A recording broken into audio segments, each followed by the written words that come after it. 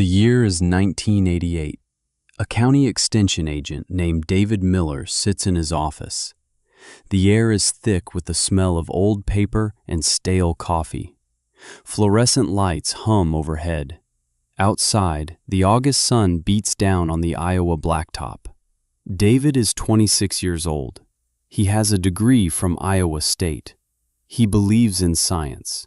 He believes in progress. In front of him is a stack of soil analysis reports from the university lab. He flips through them one by one. Nitrogen, phosphorus, potassium. The numbers are predictable. They tell a story of modern agriculture, a story of inputs and outputs. Then he stops. He picks up one report and holds it closer. Lab number 734-B. He reads the organic matter percentage, 7.8%. He blinks. That can't be right. A mistake at the lab. Most farms in the district are lucky to be at 3%. Some are creeping toward 2%. Decades of intensive tillage and chemical application had burned the carbon out of the soil. 7.8 was a number from a textbook, from a chapter on virgin prairie. He looks at the name on the top of the form. Vance, Arthur. Section 14, 460 acres. David Miller leans back in his chair. The worn vinyl creaks. He knows that name. He knows that farm. He's known it his whole life. It's the farm his Uncle Frank always talked about. The one run by the one-armed man. The man who, for 30 years, Frank had called the best and most stubborn fool in the county. The man who was farming like a caveman. David looks back at the number, 7.8%. The number doesn't lie. Science doesn't lie. And in that quiet government office, a gap opened up. A 35-year gap between the story he'd always been told and the truth printed on the paper in his hand. This channel is about filling in those gaps. We tell the stories of people who were counted out, the ones who were told they couldn't, the ones who were told they shouldn't, and then spent a lifetime proving it. Proving that the conventional wisdom is often just that, conventional. If you believe these stories need to be told, subscribe to this channel. Because the story of Arthur Vance is a story about the ground beneath your feet. And it's a story you need to hear. Let me take you back to March of 1953. Arthur Vance stood in the yard of his family's farm. He was 31 years old. He had come home from Korea 2 years earlier. He came home with a Purple Heart and an empty left sleeve pinned neatly at the elbow. The farm he came home to was dying. Not all of it, just the 80 acres his father had bought in the 30s. The piece everyone called the North Slope.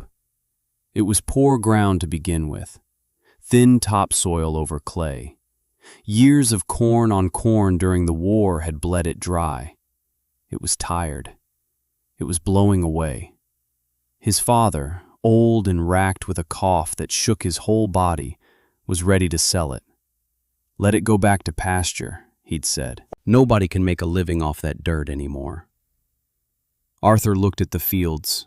They were gray, lifeless. He saw something else. He saw a chance. He told his father he wanted it. He wanted to farm it himself. His father looked at him. He looked at his son's empty sleeve. He looked at his son's eyes. They were not the eyes of the boy who had left for the war. They were quiet and hard. "All right," his father said. "It's yours, but you can't do it the old way. The soil is too poor. You'll need the new chemistry. You'll need fertilizer." Arthur nodded. He knew his father was right, or he thought he was. He took the $20 bill his father gave him. He got in his old Ford pickup, and he drove the 7 miles into town. He drove to the co-op feed and supply. He was going to see a man named Frank Miller, a fertilizer salesman for Agrico Chemical. Frank Miller was a pillar of the community. He was a deacon at the First Baptist Church. He coached the Little League team. He was a good man, a decent man. He had known the Vance family his entire life. He genuinely believed in the products he sold. He believed they were the future. He believed they were saving the American farmer from the brink of extinction. He saw the bags of nitrogen, phosphorus, and potassium as bags of progress, bags of prosperity. He was not a bad man. He was a certain man. And certainty, you see, can be more dangerous than cruelty. Cruelty can be fought. It can be met with anger. But certainty delivered with a kind smile? That is a much harder wall to climb. Arthur walked into the co-op. The air smelled of seed corn and diesel fuel. Frank was behind the counter, writing up an order. He looked up and smiled. A big, genuine smile. "Arthur, my boy, good to see you. What can I do for you on this fine day?" Arthur laid the $20 bill on the counter. "I need some starter fertilizer, Frank, for the north slope. Just enough to get the corn up." Frank's smile didn't fade, but his eyes changed. A look of concern washed over his face. He stopped writing. He put his pencil down. He leaned on the counter, his voice dropping a little. "Son, your daddy told me you were going to try and work that piece. I think it's noble, I truly do. But starter fertilizer isn't going to cut it. Not on that ground. That dirt is worn out. It's hungry. You need the full program. You need the 12-12-12 broadcast. You need the anhydrous ammonia side dress. You need to put back what the war took out." Arthur stood there, his one hand in his pocket. "I can't afford all that, Frank. I've just got this 20. I'll pay you back at harvest." Frank shook his head slowly. He looked at Arthur's pinned sleeve. He wasn't trying to be cruel. He was trying to be kind. He was trying to protect him. "Arthur," he said. His voice was soft, paternal. "I've been doing this for 20 years. I know soil, and I know that ground.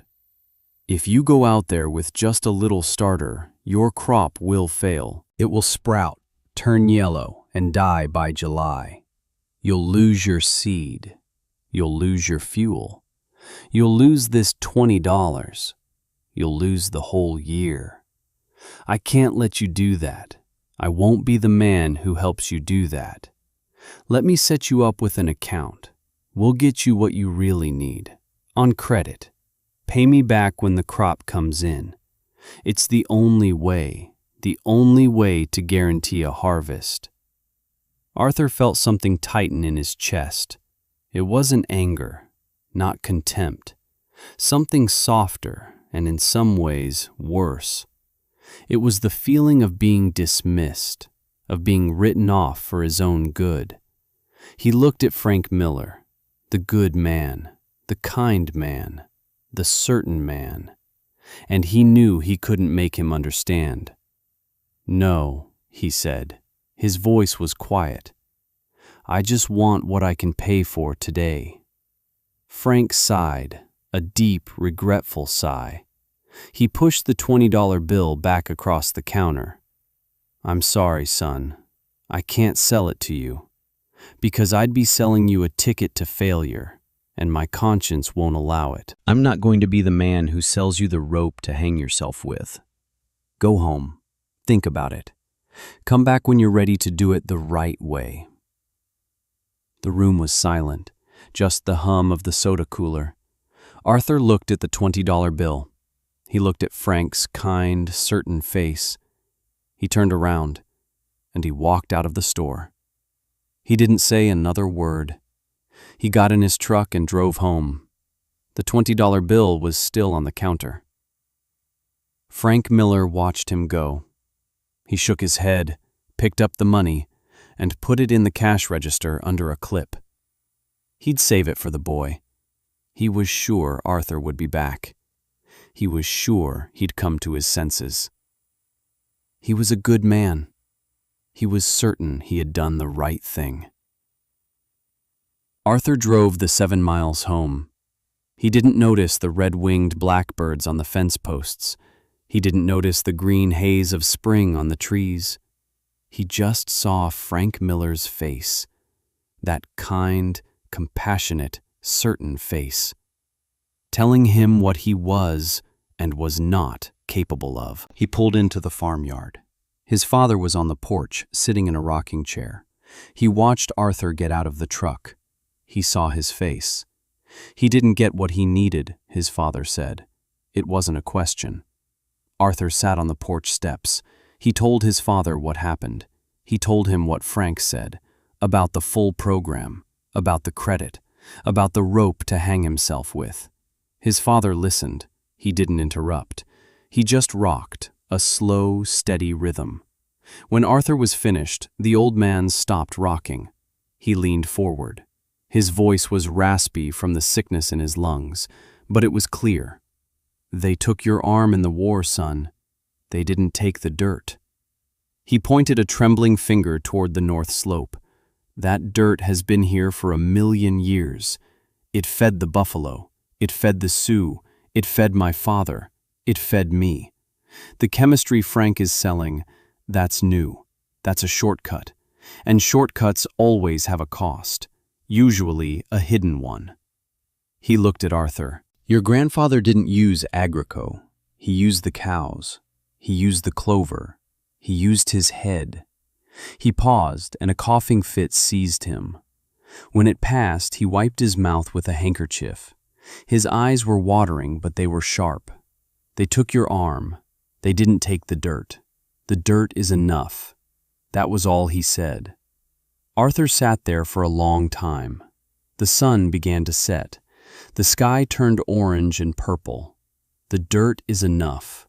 The phrase echoed in his head. It was a statement of fact, a foundation. He stood up. He went to the barn.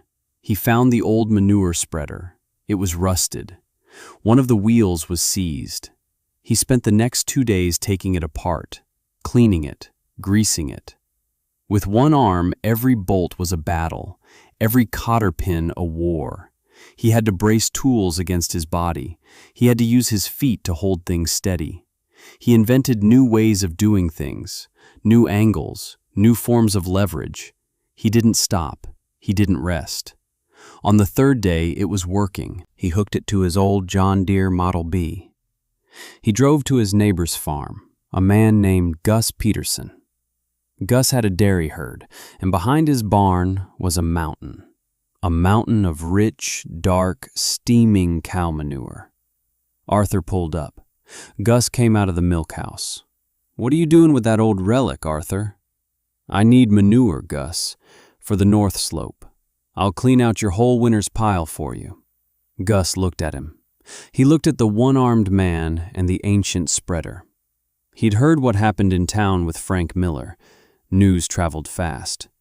"You're really going to try it?" he said. "The old way." Arthur just nodded. Gus chewed on a piece of hay for a moment. "All right," he said. "It's yours. Don't have to pay me. My pa always said your pa was the best neighbor a man could ask for. Consider it a debt settled." So Arthur started, day after day. From sunup to sundown, he loaded that spreader, by hand, with a pitchfork. It was slow, agonizing work. His whole body ached.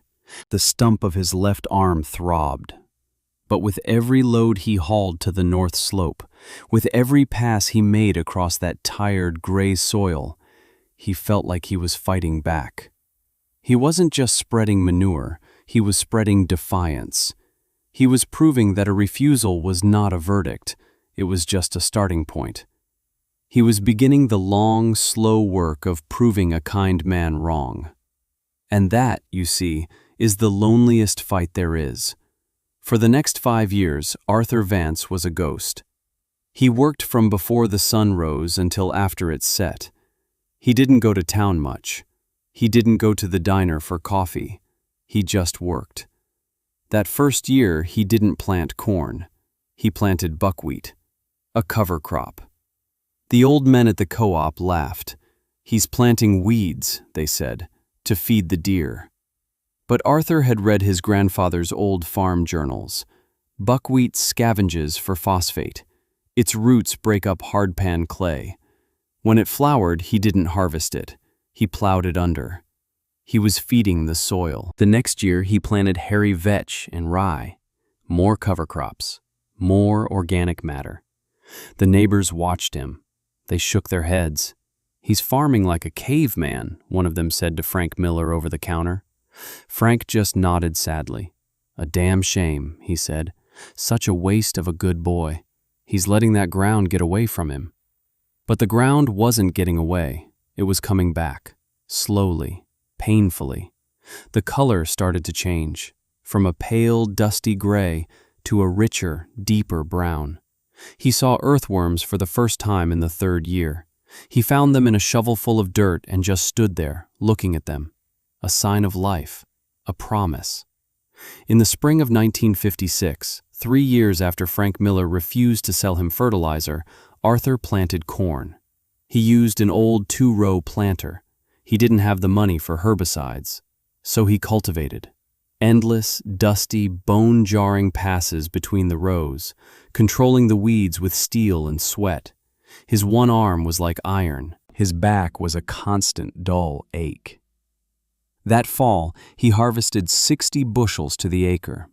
The county average on the good black dirt was 80. The men at the elevator smirked when he brought his loads in. But Arthur did the math. He wrote it down in a little black ledger. His seed cost was low. His fuel cost was minimal. His fertilizer cost was 0. His herbicide cost was 0.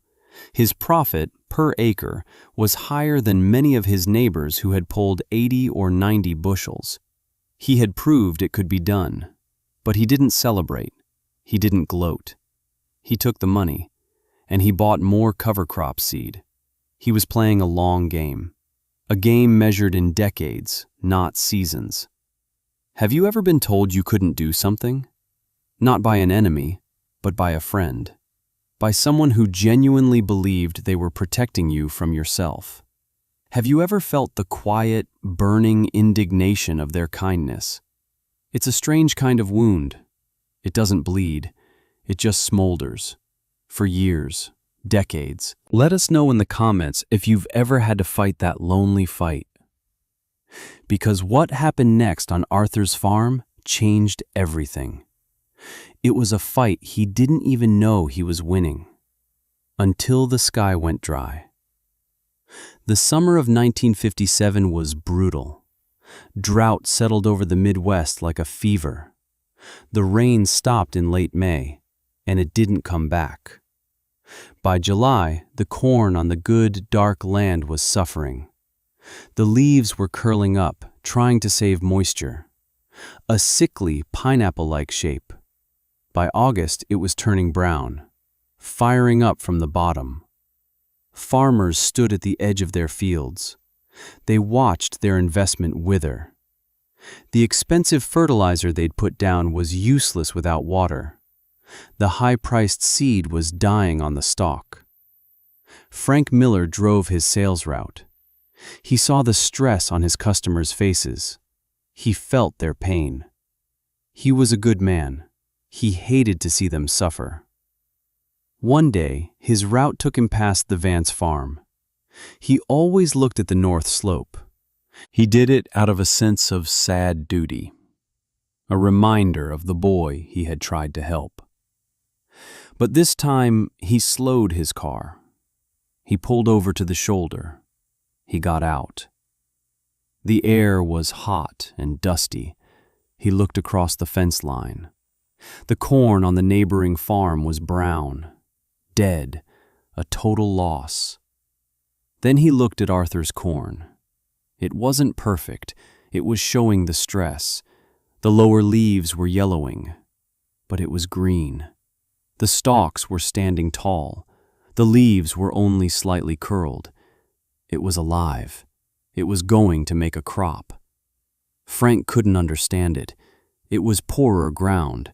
It had a southern exposure, baking in the sun all day. It should have been the first to burn up. not the last. He stood there for a long time, just staring. He didn't know he was looking at the power of organic matter. He didn't know that for 5 years, Arthur had been building a sponge. Every load of manure, every cover crop plowed under. It had created a soil that could hold water, a soil that could withstand the drought. Arthur didn't get a bumper crop that year. He harvested 80 bushels to the acre. But in the year of the great drought, 80 bushels was a miracle. His neighbors harvested 10, or 5, or nothing at all. That year, Arthur Vance made more money than any farmer in the county. He wrote the numbers in his ledger. And then he did something he hadn't done in 5 years. He drove to town. He didn't go to the co-op. He went to the John Deere dealership. He bought a new 4-row cultivator. He paid for it in full, cash. The story got around. People started talking. Not laughing anymore. They were wondering. Frank Miller heard the stories. He saw the new cultivator in Arthur's machine shed. He felt something he couldn't quite name. It wasn't jealousy. It wasn't anger. It was a small, quiet crack in the foundation of his certainty. The next 20 years, the story repeated itself, in a slow, steady rhythm. Work, rebuild, acquire. The story was written in the land, and in Arthur's ledger. 1960. His neighbor Gus Peterson decided to retire. He offered his 40 acres to Arthur first, the land that adjoined the North Slope. Better land. "How much you want for it, Gus?" Arthur asked. Gus named a price, a fair price. Arthur went to the bank. Not for a loan. He went to his safe deposit box. He came back an hour later. He paid Gus Peterson, in full, cash. 1962. He bought a new John Deere 4010 tractor. The dealer offered him financing. Arthur shook his head. He wrote a check, the full amount, cash. 1968. A farm down the road went up for auction, 120 acres. The bankers were there, the big operators were there. Arthur stood at the back of the crowd. He didn't say a word until the bidding stalled. He raised his hand. Once. He made one bid. It was $5 an acre higher than the last one. There was a long silence. "Sold," the auctioneer said, "to the man with one arm." The next day he paid for it. Cash. Frank Miller watched it all. He was getting older. His hair was turning gray. He was the manager at the co-op now. He saw Arthur less and less. Arthur bought his seed from a small independent company. He bought his fuel. But he never bought a single bag of fertilizer. Not once. Frank drove past the Vance farm. He saw the original 80 acres, the North Slope. It wasn't gray anymore. It was black as the best soil in the county. He saw the new grain bins, the new machine shed, the neat, well-kept fences. He heard the yields Arthur was getting. 150 bushels of corn, 50 bushels of soybeans, with almost no inputs. It defied the logic of everything he had built his life on, everything he had preached to his customers. He would sit in his office. He would look at the sales charts from Agrico. He would look at the rising debt loads of his best customers, and he would feel that crack in his certainty widening. He told himself Arthur was just lucky. He told himself it was a fluke. He told himself the old ways couldn't last. Modern agriculture was a chemical science. It was a numbers game, and Arthur Vance was playing a different game entirely, a game Frank Miller didn't understand. But he was starting to realize something. He was starting to realize that Arthur wasn't just surviving. He was winning. And Frank, with all his good intentions, with all his kindness, had been on the wrong side of the fight the entire time. He had tried to protect a man from failure, and in doing so, he had almost blocked the path to a success greater than anyone could have imagined. The weight of that realization settled on him, slowly, over 2 decades, a quiet, heavy thing. Then came the 1980s, the farm crisis. It was a perfect storm. Commodity prices collapsed, land values plummeted, and interest rates shot to the sky. 21%. Farmers who had expanded on credit were trapped. They were leveraged to the hilt. Their debt was a cancer, eating them alive. Foreclosure auction notices filled the local paper. Good families, hard-working men, losing farms that had been in their families for 100 years. It was a heartbreaking, desperate time. Frank Miller was retired by then. He had turned the co-op over to his son. His own son was one of those farmers, farming 1,000 acres, big new equipment, a heavy debt load with the bank. He was losing money on every bushel he sold. He was going to lose the farm. One evening, Frank sat at his son's kitchen table. He was looking at the balance sheets. The numbers were terrifying. The input costs were staggering.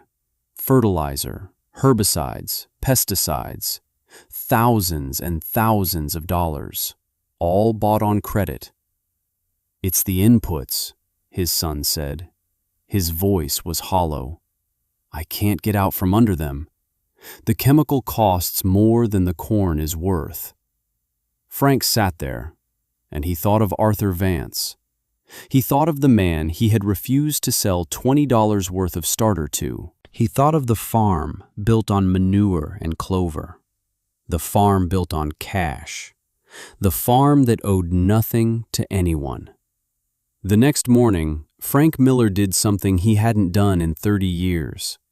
He drove his car down Arthur Vance's long lane. He parked in the yard. The farm was immaculate, quiet, orderly. Arthur came out of the machine shed. He was older now.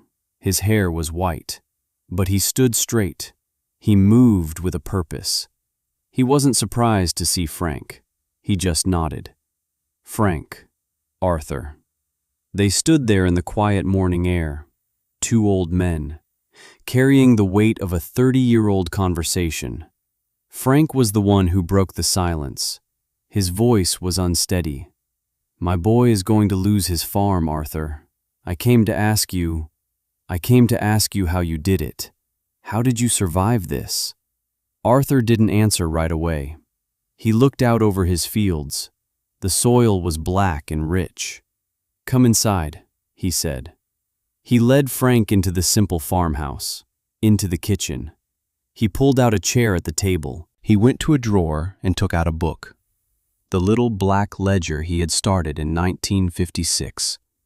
He opened it on the table.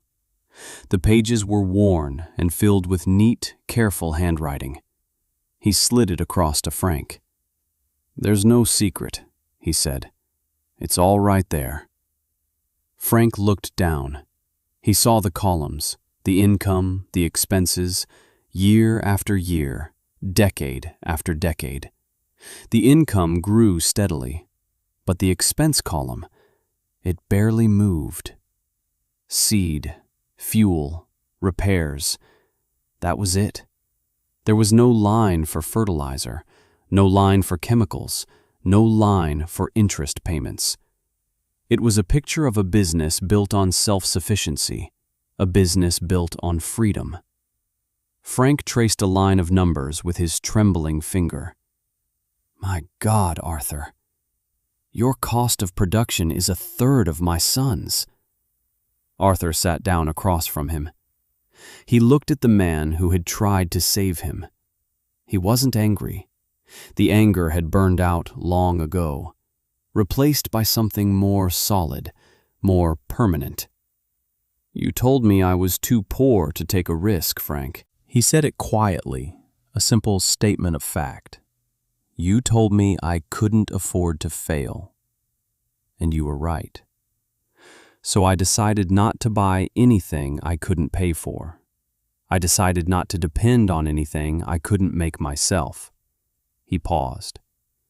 I took the only risk I could afford. I bet on the dirt. Frank Miller closed the ledger. He looked at his hands, the hands that had sold $1 million worth of chemical certainty. I was wrong, he said.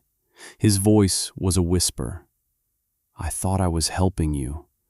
I was just afraid for you. Arthur nodded slowly. I know, Frank. That's what made it so hard. Proving someone wrong who thinks they're being kind, there's no glory in it. It's just a long, quiet piece of work. In the silence of that kitchen, the 30-year gap was finally closed.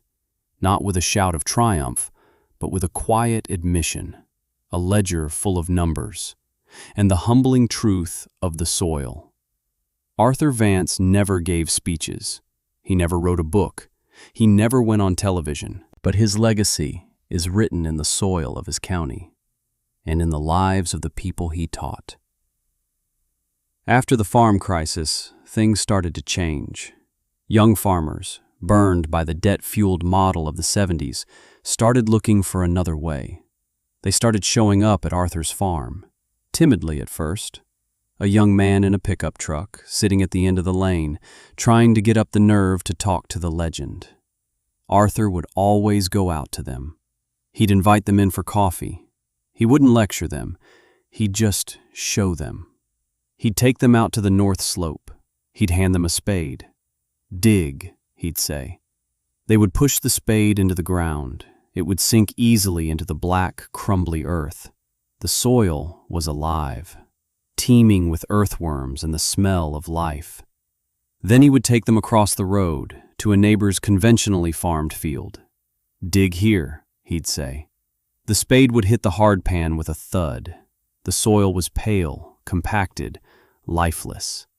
That was the whole lesson. That was the entire seminar. The proof was in the dirt. The young extension agent, David Miller, Frank's nephew, became one of Arthur's biggest advocates. He was the one who had seen that soil test in 1988, the one that started it all. He began organizing field days at the Vance farm.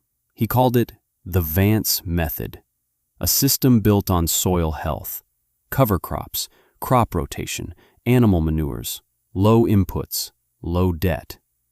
It wasn't a new idea. It was an old idea, an idea that had been forgotten in the rush for chemical solutions. Arthur didn't like the name. It's not my method, he would say.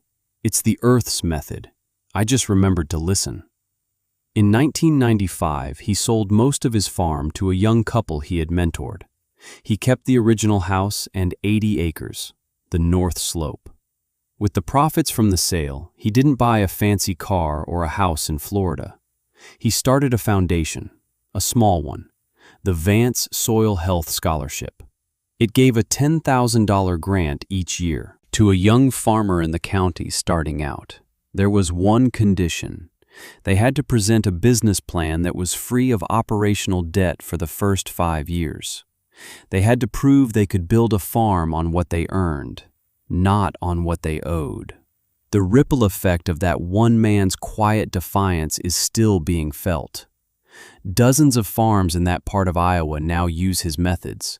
The soil is getting darker again. The creeks are running cleaner. The land is healing. Arthur Vance passed away in 2002. He was 80 years old. He died in the same house he was born in, looking out the window at the fields he had brought back to life. His work was done, but it wasn't over. Today, if you go to that farmhouse, you'll find his granddaughter living there. Her name is Sarah. She and her husband farm the North Slope. They raise organic vegetables for a local CSA. They have a small herd of grass-fed cattle. The farm is more alive than ever. On the kitchen table, the same table where Arthur showed Frank Miller the truth, sits a book. It's the Little Black Ledger. Its cover is worn smooth from a half-century of use. Sarah sometimes takes it out. She runs her hand over her grandfather's neat, steady script. She reads the entries from those first hard years, the small victories, the careful accounting of every dollar. It's not just a book of numbers, it's a historical document. It's a testament to a quiet fight. A fight against a kindness that was more suffocating than any cruelty. It's a physical reminder that the most powerful thing in the world is not a new technology or a chemical breakthrough. It's the stubborn, unwavering belief in a fundamental truth. For Arthur Vance, that truth was simple. The dirt is enough. Right now, somewhere in the world, someone is being told they can't. Someone is being told they aren't smart enough, strong enough, good enough. Someone is being offered a kind, reasonable, logical explanation for why their dream is impossible. They are being protected from failure by a world that is certain of their limits. The story of Arthur Vance is proof that certainty is not truth. It is an opinion, and opinions can be wrong. The work of proving it is long, it is quiet, it is lonely, but it is the most important work any of us can ever do. If this story meant something to you, subscribe to the channel. We have hundreds more like it. Leave a comment and tell us about a time you had to prove someone's kind certainty wrong. And share this story with someone who needs to hear it. Someone who is standing at their own crossroads. Someone who needs to be reminded of a simple, powerful truth. The ground beneath their feet is enough.